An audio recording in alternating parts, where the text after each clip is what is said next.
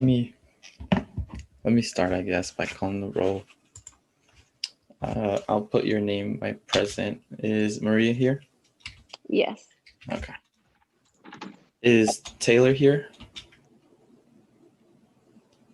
Absent. Lauren? Here. Yeah. Brandon? Absent. Aaron? Absent. Me, I'm here. Oh. And Marcus? Wait, Dallas, I didn't put you. Oh no. What happened? I forgot to put Dallas. I think you probably had to wait all the way at the bottom. Dallas? Sorry. Here. Okay. You're fine. And Marcus? He's absent. Okay.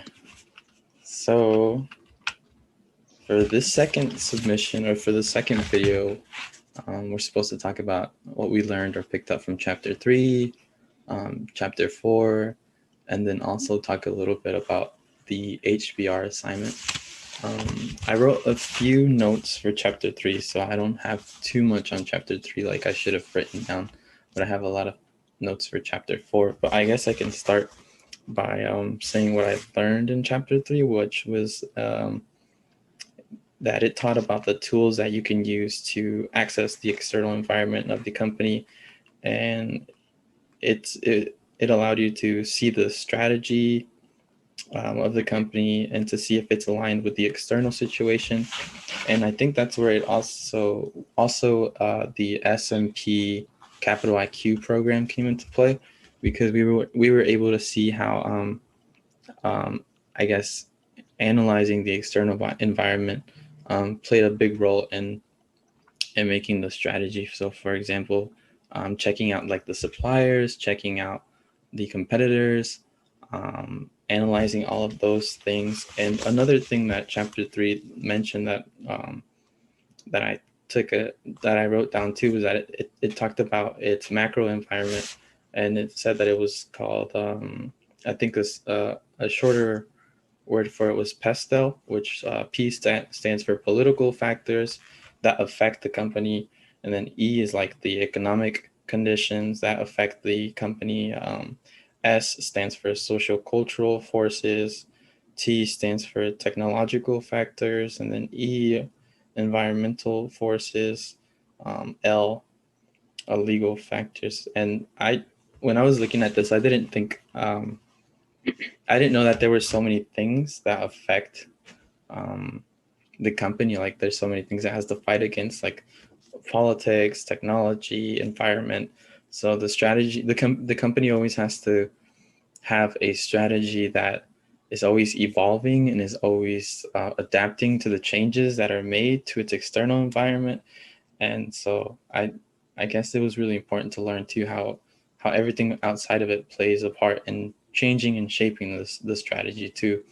And then that's where chapter 4 came in, because it started talking about evaluating the resources that the company has and the capacities that it has to see if it's strong or not. And so I guess if anyone has something on chapter 4 or chapter 3, feel free to give your opinion on it. I have one thing that I can remember right now. I'm sorry, I'm leaving work, so I'm really just going based off what I can remember right now. Mm-hmm. But I know in chapter 3 it did talk about the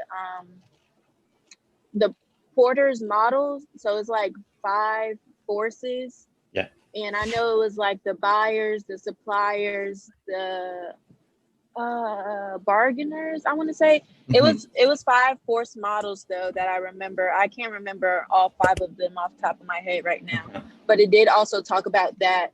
That was something that they kind of used within their strategy. I think that added on to basically measuring within their competitors as well. Those models help with doing that. Mm-hmm. And Dallas, do you remember The five, you said you didn't, right? What they were specifically? No, the ones I do remember, it was like I want to say they're called bargainers or Mm-hmm. barriers, Yeah. the suppliers, the buyers, and it was two Oh, other things. I remember. Yeah. I think I remember what you're talking about. Yeah. Thank you for I mean, mentioning that too. I talked Yeah. about it in a previous class. I just can't Uh-huh. remember all five again. Yeah. But I know it was Mm-hmm. called the five forces, but it's also called Porter's models Yeah. from Michael Porter. Uh-huh. Yeah. Thank you for Yeah. mentioning that because now I remember too. I think it's suppliers, Yeah, yeah, yeah, yeah. competitors, uh, what's the other Yeah, one? I can't remember all five right now. Oh my goodness. I should have written down my notes. But yeah, I know what you're talking about too. Yeah, I can't remember either. Hmm. But yeah, the competitors can, I guess, affect the company. Like, say um, if they come out with like a new product or a new substitute, that can really damage the company or have make a company change their strategy. Like, oh, let me take it on the offensive side, or let me start taking things on the offensive side. So um, I think from what you were talking about too, the book mentioned that the competitors are the ones that have the strongest impact out of all of the other ones, suppliers, and I can't remember the other two. I don't know, or other three. I don't know why, but the competitors one was the one that had the most was the one that had the strongest um, impact on them because it could. I guess that the rivalry or that tension can get really intense, and so it can make them do. It can make it really hard for the company too. But Yeah. yeah. Yeah. I feel like it can affect like in a good side and like also like, like bad. Like you said, like Mm-hmm. they can like come up with like a really good product and then like Mm-hmm. your company can go like really, really down. Yeah. But also that might also like make you feel like come up with something with like a great idea and like Mm-hmm. probably like that idea like can change your company like really good. Mm-hmm. So I feel like and it's It also can like, push you, right? Like, yes, yeah. correct. And also like chapter 4, and even like the HBR paper with like the Uh-huh. Delta Airlines. I mean, something like that happened. Mm-hmm. They came out like with like really good ideas. Mm-hmm. So that made like Delta Airlines to be better. Yeah. So it can Yeah. affect like in a good side too. Mm-hmm. And now that I was thinking about it, I think another one too was sellers. So suppliers, sellers, rivals, and it mentioned Buyers. buyers. Yeah, Mm. buyers. There you go. Now, yeah, the buyers can bargain too. Or they can start saying like, "Hey, like, give me your product for like a cheaper price or stuff."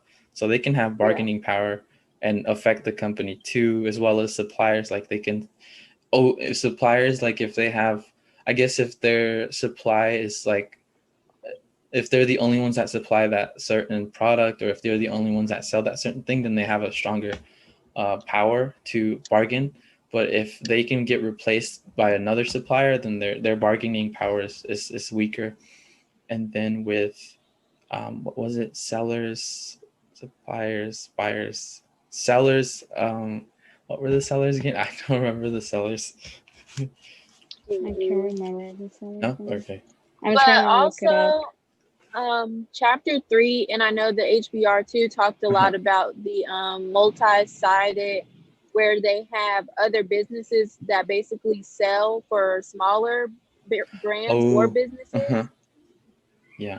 And basically, that was talking about how those bigger companies can sell through the smaller ones because it'll help them with promoting Yeah. and advertising to help the smaller brands like build their company. Mm-hmm. And for reference, the one that was real popular was Amazon, because we know that they sell a lot of different brands through that one company. And that helps a lot because Amazon in itself has a big audience. So, Oh yeah. The word for it. Uh,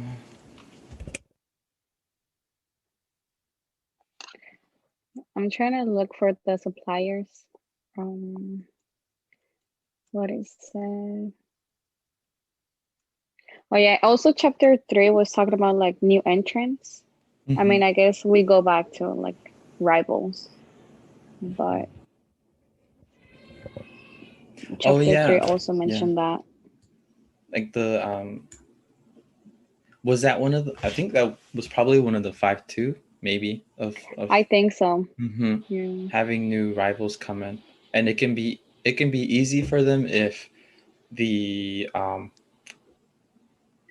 the industry they're trying to get into um, is flourishing, and if what else? Um, Um, oh goodness! So there's other points that could make it easier for them to get in, but then there's also other ways that I guess already existing companies can block those new entrants. I think that's how you say it. We'll probably pronounce it differently, but you could probably like Oh, I know what y'all are talking about yeah, now. you can The new entrants, basically what that is, in smaller reference, it's like adding new people to your team. So I read a lot about that, and they were saying sometimes it could be bad, but majority of the time it can be good. Because, for example, when you yeah. add like younger people into a big corporation, like being entry level when we graduate and stuff, they don't have any knowledge basically how the business is ran. So if you teach them a newer technique that could help them, that'll be the only thing they know. So you might already have lazy people in your company, but once you add on new people, they don't know anything. So you can teach them new technique that will help promote the company in itself, because all they know is this new technique that you taught them. They don't know the lazy work that's been being done in the company.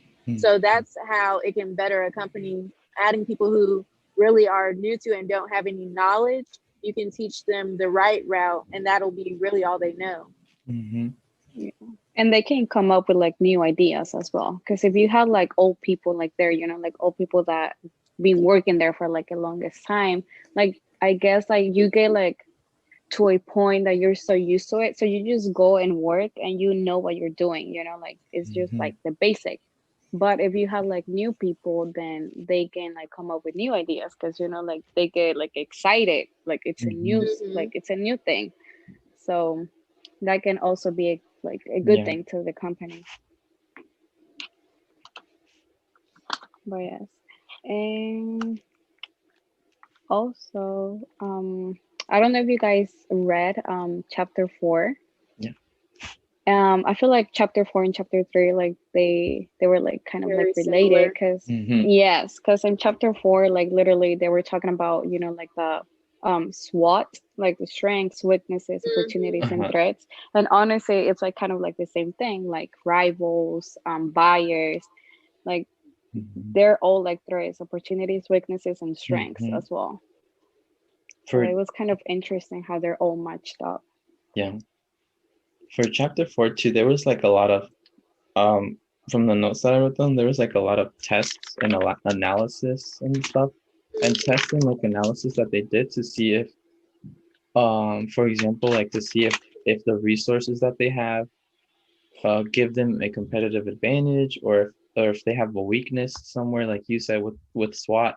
So that was one other thing that I noticed about chapter 4 too, is that it was kind of like the company stepping back and saying, okay, let me see where I'm strong at. Let me see if I need more resources, or which resources give me a competitive edge. And if they do give me a competitive edge, let me see if I can use that competitive edge to stomp out my rivals. It sounds bad, but the book was talking about that a little bit too. How, like, say if you're really good at it gave like five, or it was like it was an example of like five companies, like the company itself comparing itself to those other four companies, and it I can't remember what it was, um but it was doing like an evaluation where it numbered itself and it did an average. And so once that company figured out, like, okay, I'm better than these two other companies, but I'm not better than A and B, but I'm better than C and D, then that company could say, okay, let me see if I can do something to steal away customers from company C and company D, since I'm stronger than them. So I like that the chapter 2 kind of showed how you could be um, how you could use your competitive strengths Yeah, I to think that went hand in hand with the HBR as well for chapter 4, because they talked about how Delta compared themselves to their basically their competitors and the rivalry companies within the airlines. And when he came back to analyze where Delta went wrong, he talked about what other companies were doing and how he wanted to better Delta, like up one the other airlines basically when he came back to analyze Delta. So I know one thing that they said that they added to Delta was their reservations. I think they do something differently than other airlines, and I think they might be the only airline that does it. It's something with their reservations. I can't remember right now though. I don't know if y'all remember that or if that caught y'all eye, but I know yeah. that's one thing they do differently than other companies.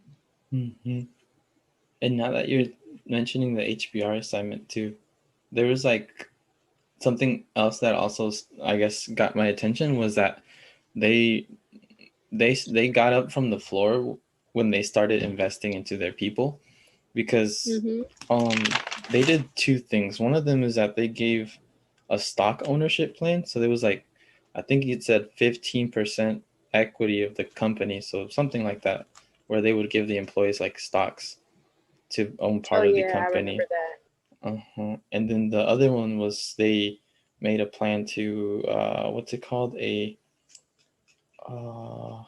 profits. I wrote it in my. Let me see. No, let me not. But it was like a yearly um, bonus that they gave out to all of the employees, and sometimes those bonuses were equaled up to like 8% of the employees' like yearly salary. So that just showed that CEO at the time knew that it was really important to invest into the employees, and so that kind of showed me too that that was like a really big key that helped them out, because I think at 20, I can't remember the specific year, maybe 2014 or 2015, it said that like 100,000 people applied to be flight attendants, and Delta only needed like 1,400. So I was like, wow, that means that they're doing something right, and that a lot of people want to work for them. But that really struck out to me. So to add to that, what we were talking about in chapter 3, how the HBR related for this week to chapter 3 was the new errands.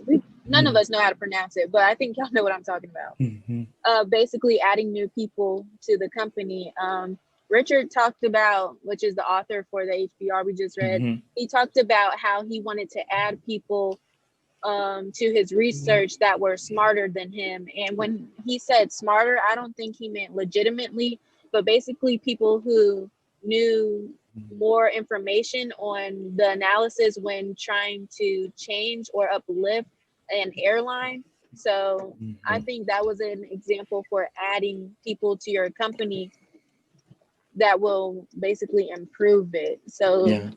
like not being scared to add people, and don't be selfish. So understand the areas you need help in. And I think that's where Richard did much better with improving Delta, is when he noticed that there were people smarter than him in that area or had more knowledge, and he was able to reach out and ask for help.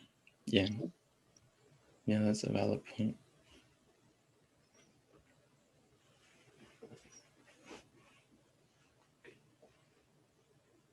Fernanda, you're on mute. Okay, there you go. Yeah, I feel like obviously like we like they came up with like new ideas. So that really helped Delta, and also what's his name? Richard? Anderson. Yeah, Richard Anderson. So that was good for the company because they were able like to, I mean, they try like new things.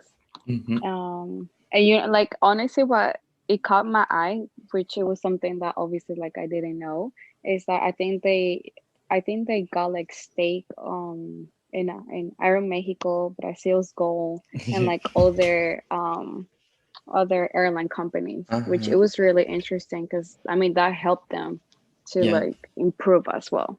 Mm-hmm. Yeah, I remember what you were talking about. That was he was basically saying when they came back to The up their recovery. company, basically, yeah, their recovery, they added more international Mm-hmm. places, Mm-hmm. basically. So that really helped the Delta airline kind of up one their competitors because not all airlines offer international places. Yeah. Yes.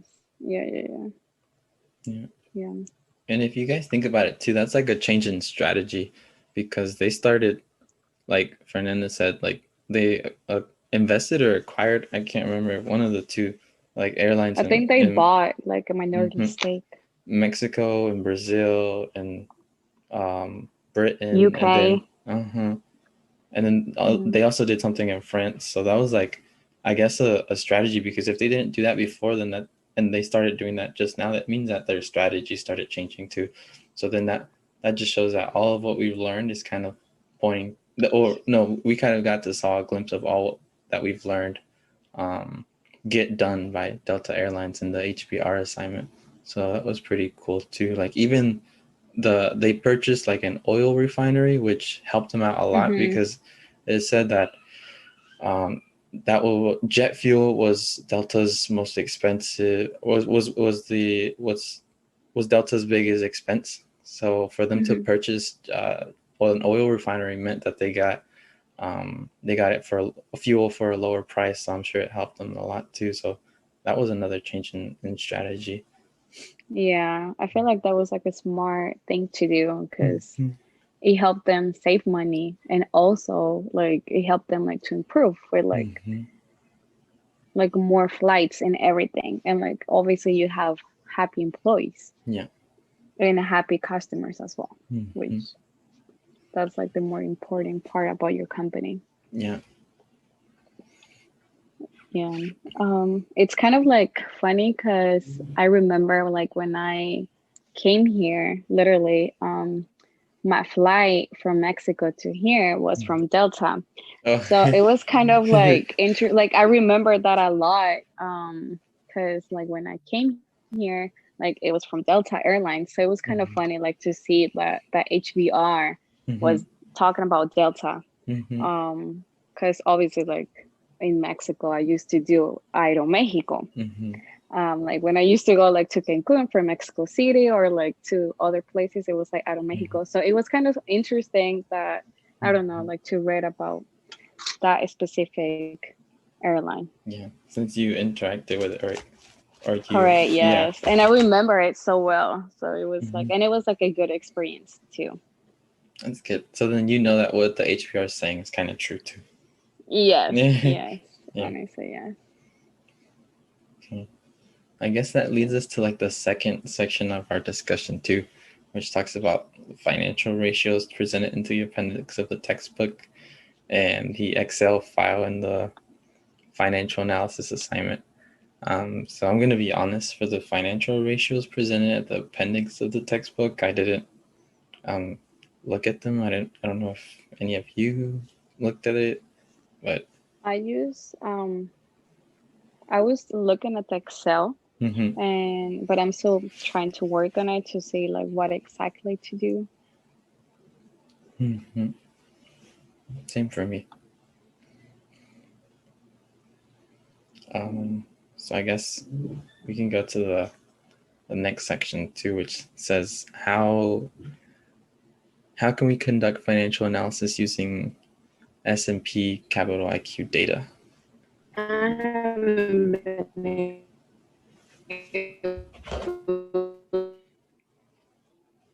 Is she freezing up for you too? Yeah, and Uh-oh. I think yeah, she left.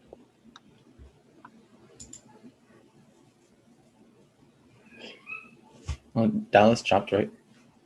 Uh-oh. Mm-hmm. Oh, it's okay. It says how can you conduct financial analysis using, it was kind of what we did with the last assignment, right? So it was showing us how what's it called? How we could use it to look at the company's competitors and look at the company's suppliers and see like what their competitors, I mean, what their suppliers do, who they are. There's a lot of information that was really cool to find out too. Like for my company specifically, when I was using that software, I got to see like who supplied them with some with that Columbia, the company that I'm assigned to, I got to see who supplies them with their software, who supplies them with like the cloth and the yarn to make the clothes for Columbia Sportswear, and then I got to see too like who are its competitors and how much money or the different how different is the income that they make. So one of them was like Abercrombie, the other one was like Adidas, and all these other companies. And then when I started to see like those were Columbia Sportswear's competitors, I was like, oh yeah, that makes sense because they both sell like clothes at a little bit of an expensive price. So I'm pretty sure that even with those simple tools of just checking out the competitors and suppliers, like seeing those and checking those out, if those help me out, I'm sure they help out people who are maybe like brokers or stockholders or that invest into these companies. Like I saw earlier in that software in S&P, where you could check out the company's like income sheet and you can check out their balance sheet and all these other cool things too. So I think it's really useful and really good, and that's how you can conduct financial analysis to see what how well or how bad the company's doing. Yeah, it was very interesting, like to me, because I found out like new stuff that I had no idea. Like I have Dick's Sporting Goods, and like the rivals, one of them was Dollar Tree, which I found it very kind of like I had no idea, like and also Target as well. And I was like, I don't know, it was kind of like weird because I was like, I mean, why? But then I was, I mean, kind of like understand, because I mean, they literally Target and like Dollar Tree, like they sell everything. You can find everything. So yeah, it made sense. But like I was kind of like surprised maybe to find out maybe you said Dollar Tree, right? Or no? Yes. Yeah, Dollar Tree. I'm trying to think of it. Like I've seen a Dollar Tree with clothes, but I mean, I don't know. Yeah. Oh, I think she dropped.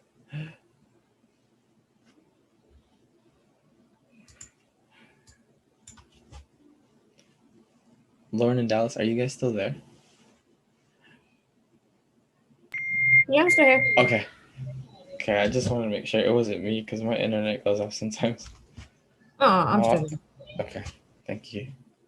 And then the last thing he wanted us to do was just, the professor wanted us to show what we can do with the software, but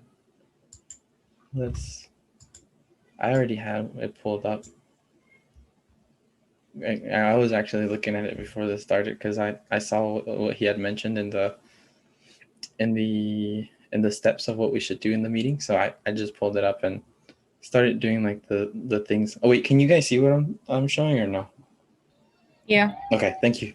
Yeah, I started to like, I guess, look at the basic things that he had taught us, which was to look up like the customers and the suppliers. And then this is what grabbed my attention too, because like I had taken some accounting classes and I really liked it.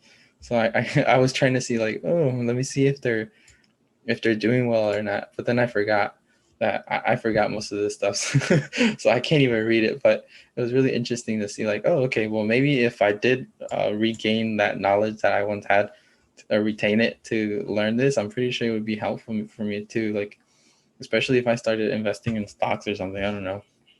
But I could know too, like how well a company's doing or how bad it's doing. And then maybe if I created my own company too, I can check out who would be my competitors if I got into like in a specific market. I don't know. But besides that, I'm guessing there's a ton of other cool things you can see with it too. What really surprised me was he said it cost like a yearly subscription of this software is 13,000. So I was like, wow. But yeah.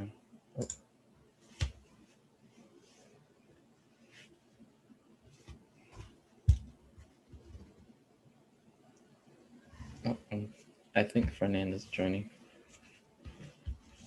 Are you there?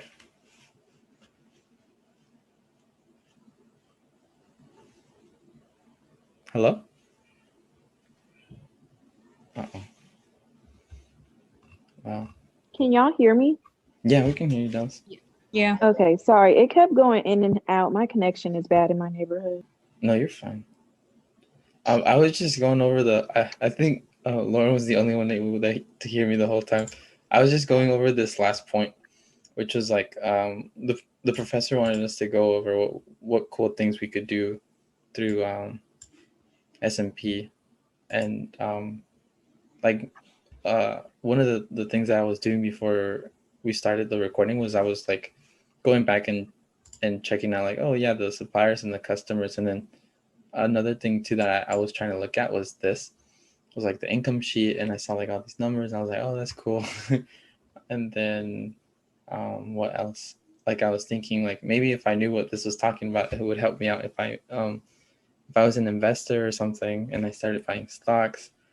And I think that's pretty cool software, and I'm sure that there's a lot of different things that you can do with it, given that it's like 13, he said it was $13,000 for a yearly subscription to access this.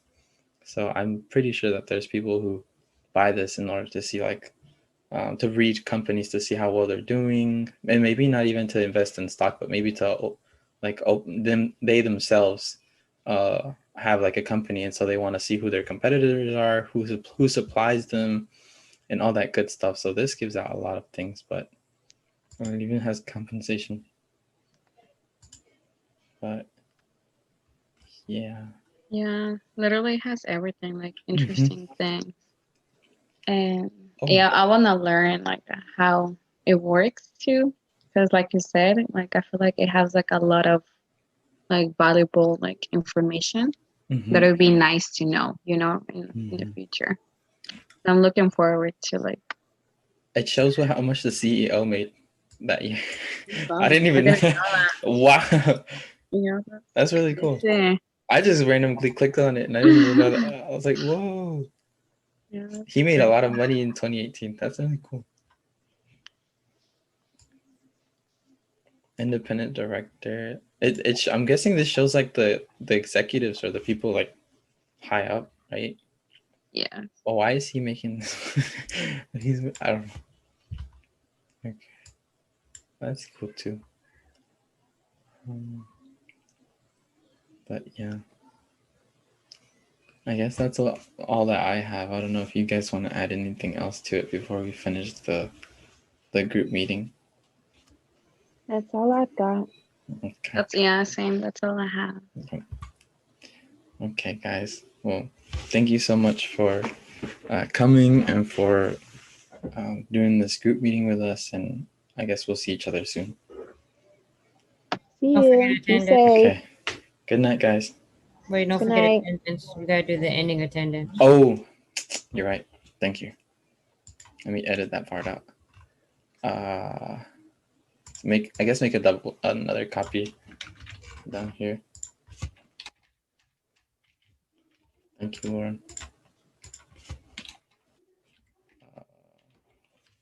Exit attendance. It's right there. Hi, Professor. This is just the final part of the video. Our video ended abruptly because we ran out of Zoom meeting minutes. We had only 43 of them, and none of us have like a premium Zoom account. So sorry about that abrupt ending, but thank God we actually finished, and we're able to say all that we could say about most of the points. And so yeah, we hope you enjoyed the video, and thank you.